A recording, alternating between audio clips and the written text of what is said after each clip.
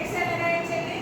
x equals to 1/10 into 9 minus 2y minus z.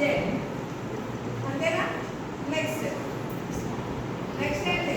y equals to 1/10 into 22 minus x plus z. Next ఏంటి? z equals to 1/10 into 22 plus 2x minus 3. So initial ga x first iteration. Next let us assume